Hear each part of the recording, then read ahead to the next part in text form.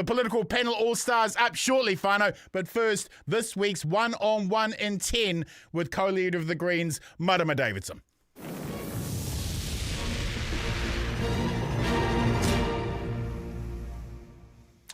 Kia ora, comrade. Welcome to the show, and thank you for being available to the Fourth Estate. Your democracy is grateful. Kia ora, tēnā koe, kia ora koutou. Good to see you all. Marama, welcome to our end-of-year economy special. We currently have 5.3% unemployment, 72,000 fleeing mostly to Australia because of the short-term thinking of the government's 2024 decision to shut down the previous government's infrastructure pipeline that has caused cascade job losses, and a total abdication of responsibility on the climate change. Who is this government running the economy for? The people of Aotearoa or their donors? Corporate wealthy. That's very clear. I think it was back in June, that we saw the rich list that came out, for example. It's a long past time to tax wealth. So, when we tax wealth, we can make sure that we can fund the services, the public services that communities deserve. We make sure that we can pay people, workers, what they deserve. We can properly fund our health system, our schools. This is common sense, but for decades and decades, we have all been tricked into thinking that the only way for everyone to get a good go in life is for the rich to trickle down the wealth. Never happens. Ever. So that's why it's way past time for us to tax wealth properly instead of just taxing those who work. I feel with this government, they want to actually turn gravity upside down, and they want trickle up. They want the poor to pay for everybody else. How will allowing overseas multi-millionaires buy $5 million mansions, public asset sales, and ramming through fast-track powers under urgency grow the New Zealand economy? And who is that actually growing it for? It won't, is the short answer. We have already seen that when we encourage for the rich to be able to squirrel away for the uber wealthy, does it come back down to end homelessness and end poverty? Does it make sure that our workers are being paid what they deserve? I've just come from firefighters, Martyn, out on the forecourt in Parliament tonight. I'm really proud that our Green MPs have been meeting at their fire stations all around the country for several years. But they are fighting to be paid what they deserve and to have fire trucks that work. In a country that has enough, we have enough. This is the point here. We have enough in this country to make sure that we are properly paying our firefighters, our nurses, our teachers. And so, these are just political choices. Clearly, this government, like just tonight here in the House, under urgency, we've got the fast track amendment legislation coming through. 95% of submitters were strongly opposed. Who was in support, Martyn? The applicants, the corporates. That's it. No one else. So you ask me, who are they benefiting? It's very clear. It's very clear they are benefiting corporates and not New Zealanders, not our communities, and certainly not the environment. The blitzkrieg of hard right policy continues under a misuse of urgency with far less scrutiny. Policy generating homelessness, extreme welfare sanctions, and underfunded public health services. How have we lost in only 2 short years so much of the egalitarian values that underpinned our nation? I feel like they're trying to do as much damage as they can in a short amount of time, this current government. They have used urgency without proper reason, without justification, to ram things through. I mean, I asked a question in the House today to the Prime Minister what he thought about the Parliamentary Environment Commissioner. Saying, hey, you're using urgency in a way that is uncalled for. I asked the Prime Minister what he thought about being called out. He said, I disagree. So it's very clear they are willing to push through legislation which has the support of corporations and not the support of the people. They are doing it blatantly and unapologetically.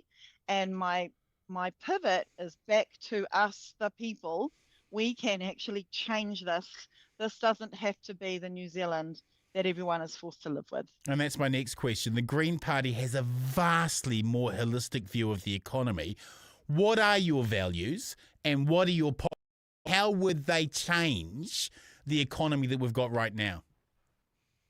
An economy works for everyone instead of just prioritizing and benefiting the wealthy and corporate few. Yeah. An economy that puts the well-being of people first above corporate greed. An economy that protects the economy, which is our environment. There is no economy without healthy water, clean air, healthy soil. There is no economy without those things. There is no economy without healthy people.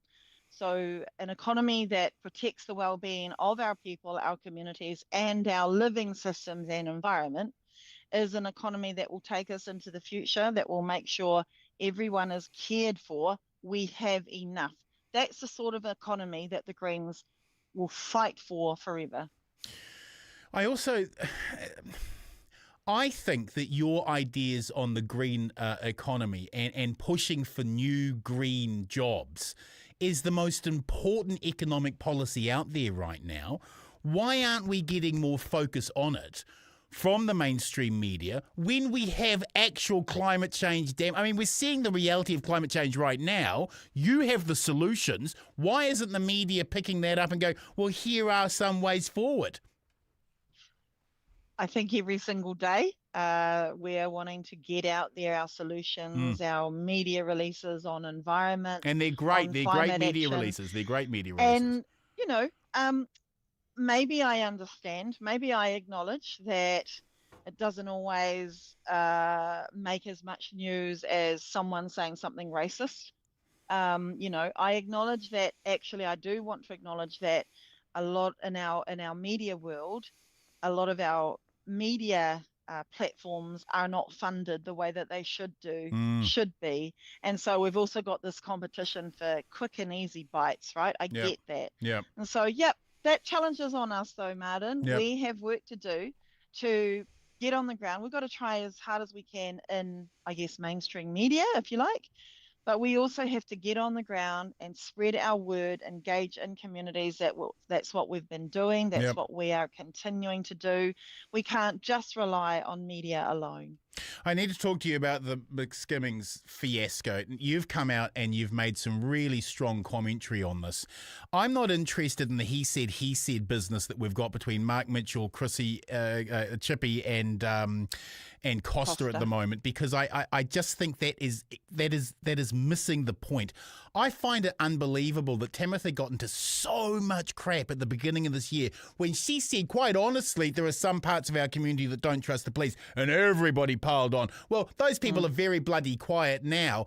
The focus should be on the victim in the middle of this, and also the wider issue that there just isn't enough scrutiny over the New Zealand police. The IPCA don't have the funding. They don't have the powers.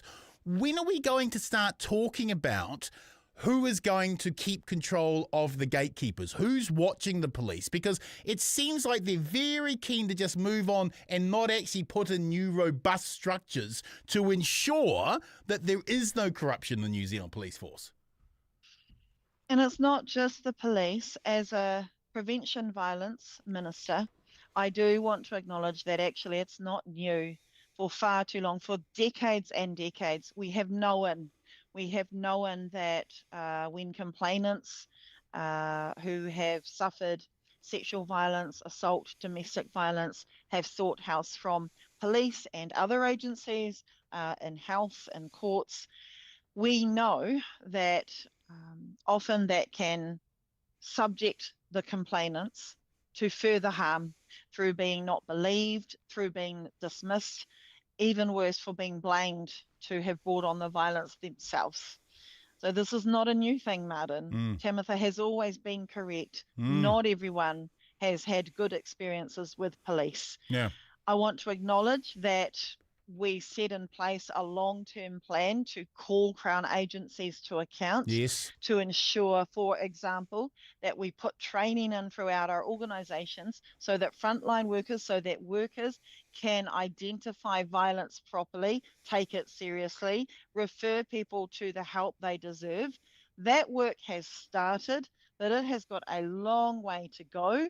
What we are actually looking at, Martyn, I would love if men in power could instead commit to ensuring that they support the work to keep agencies accountable, that this never happens again.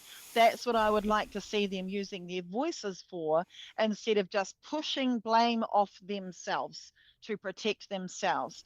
How about we honour the complainant in the centre of this? She was not taken seriously. She was not believed because people felt that there is a narrow understanding of what real victims should look and sound like. And so this is what we need to be calling for. We need to, men in power, instead of pushing blame off, stand up for change, that we will fix this, that they will help to actually call the patriarchy to account, who has allowed for these tropes to continue, where, oh, we can't take women seriously if they're shouting or yelling. Heaven forbid that they are in desperation and are trying to be heard, Right. and heaven forbid that they display some behavior takes that into account. So let's commit to centering these victims and survivors of assault and violence, and commit to the work so that it never happens again. Here's what I don't understand of the McSkimming situation. Even if, let's for 30 seconds, let's just walk down this path where it's a failed affair, things have gone sour. Let's just walk down this path with Costa and his colleagues for 30 seconds. He still was looking at bestiality and child porn on his work computer. I mean, even if you're going to go, well, we're not sure about the situation and we're going to give you the benefit of the doubt, that little dance, fine and dandy. But he was watching incredibly violent and illegal material on his work computer, and they wouldn't have found that out if they hadn't done the investigation. So I don't understand how everyone can dance on the head of a pin in the situation when he has been convicted of something quite serious. And while I don't have all of the timing clear in terms of what was found out when and when were promotion moves suggested, Yep. but it goes to, Martyn, what this goes to is how we readily and immediately dismiss women. Immediately. When we have to pull all sorts of things out before we dismiss men. You know what I'm saying here? Yeah. So we are ready as a society. People are ready to very quickly minimize women and dismiss women's complaints. Yeah. And yet, even when someone's character is proven to be shady and questionable, we're still willing to give benefit of the doubt. It's patriarchy, Martyn. It always has been, and we are all responsible for burning that down. Preach. We have to talk about the last TVNZ poll for the year with a huge slump in Green vote. How much of that, because I was genuinely surprised, to be honest, how much of that is a lack of media oxygen, and how much of it is the new reality of so many young Kiwis fleeing the country for Australia? Demographically, the Greens pitch younger, with so many young people leaving. Is this now a unique problem for the Greens? Wouldn't put too much on any one poll, Martyn. Sure, no, totally. You're absolutely right. But no, I hear what people are saying. I acknowledge that people are going, whoa, what's happened? I acknowledge that. And what I want to say here is we are consistent whether the polls go up for us or down for us. Yep. You, the people, the listeners, the voters, you are the polls. We are hearing around the country that people are feeling hammered and want to feel hope for a government that will prioritise public service and community needs over corporate greed. Yes. We are hearing how that is impacting on people right now. We are doing the mahi of putting up the solutions and getting on the ground and engaging and absolutely doing our best to get out into the media. We're doing what we need to be doing. We've taken insights from community, from research, from what we're hearing on a day-to-day basis.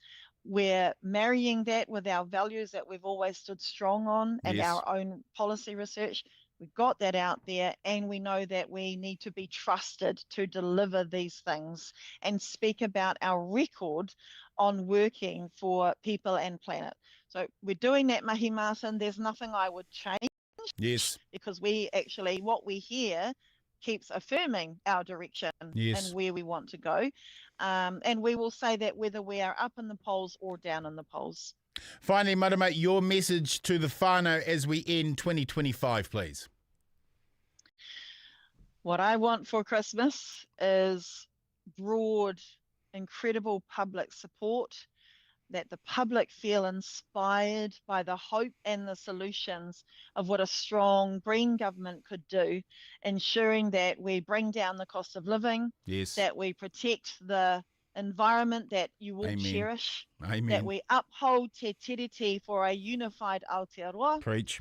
Big mihi to the over 2,000 schools and ECU centres who are giving the Yes. government the big middle finger Yes. against their anti-tiriti legislation. Yes. I wish that we inspire you all, that you can rest in Christmas and over summer however you can, and that we continue to inspire you all to feel the hope that you can change this government, not just kick it out, but put in place one that has your best interests at heart. Thank you, comrade. We will see you next year. Thank you so much, Marama. Kia ora, ka Kia ora. kite. Be well.